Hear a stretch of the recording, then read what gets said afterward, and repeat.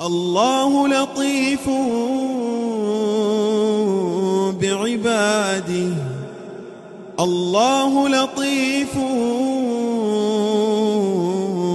بعباده، يرزق من يشاء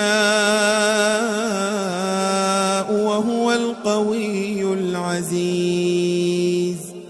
من كان يريد حرث الآخرة نزد له في حرثه، ومن كان يريد حرث الدنيا نؤته منها وما له في الآخرة من نصيب.